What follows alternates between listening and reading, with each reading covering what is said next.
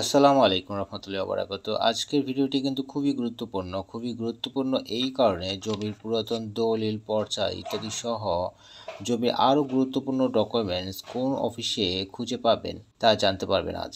প্রিয় দর্শক, এমনিতেই জমির এইসব ডকুমেন্ট খুঁজে পাওয়া খুবই দুরূহ ব্যাপার। তার ভিতর যদি আপনি ভুল জায়গায় তল্লাশি চালান, এতে করে সময়, অর্থ, শারীরিক ও মানসিক পরিশ্রম বৃথা যাবে। তাই ভিডিওটি অবশ্যই শেয়ার করে দিবেন। এখন পর্যন্ত না হলে ভবিষ্যতে প্রয়োজন হতে পারে। এছাড়া আপনার আত্মীয়স্বজন, বন্ধুবান্ধব জানার সুবিধার্থে শেয়ার করে রাখবেন। এছাড়া চ্যানেলটি সাবস্ক্রাইব করে রাখবেন যাতে ভবিষ্যতে এই ধরনের জমিজমা সম্পর্কিত তথ্যাদি জানতে পারেন। প্রিয় দর্শক, প্রথমে আসি পুরাতন দলিল। পুরাতন দলিল মূলত যদি রেজিস্ট্রি হওয়ার 1 বছরের মধ্যে হলে উপজেলা সাব রেজিস্ট্রি অফিসে খুঁজে পাবেন। কথা বোঝার চেষ্টা করেন। যদি রেজিস্ট্রি হওয়ার 1-2 বছরের ভিতরে আপনার উপজেলা রেজিস্ট্রি অফিসে খুঁজে পাবেন। এর বেশি সময় হলে জেলা রেকর্ড রুমে বা জেলা সাব রেজিস্ট্রি অফিসে খুঁজে পাবেন।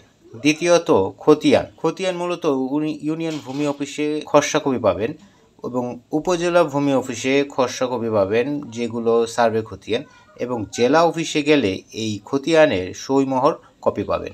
এবার নামজারি খতিয়ানে আসি তৃতীয় নম্বরে, যা ইউনিয়ন ভূমি অফিস থেকে আপনি খসড়া কপি উঠাতে পারবেন এবং উপজেলা ভূমি অফিস থেকে সইমোহর অরিজিনাল কপি পাবেন। এবার আসি জমির নকশা মূলত জেলা সেটেলমেন্ট অফিস থেকে বের করবেন। ড্রাফট খতিয়ানের ড্রাফট মূলত আপনি ঢাকা, তেজগাঁও বাংলাদেশ রেকর্ড জরিপ অধিদপ্তর অফিস থেকে পাবেন। দর্শক, আজ এই পর্যন্তই। ভিডিওটি অবশ্যই শেয়ার করে দেখবেন। ভবিষ্যতে আপনার কাজে লাগবে, আপনার না কাজে লাগুক, অন্যের উপকারে আসবে। কারণ জমি জমা মানেই ঝামেলা। জমি জমার কাগজপত্র খুঁজে বের করা এটা যে কি কঠিন ব্যাপার, যে করে সে জানে যে কী ধরনের সমস্যার সম্মুখীন হতে হয়।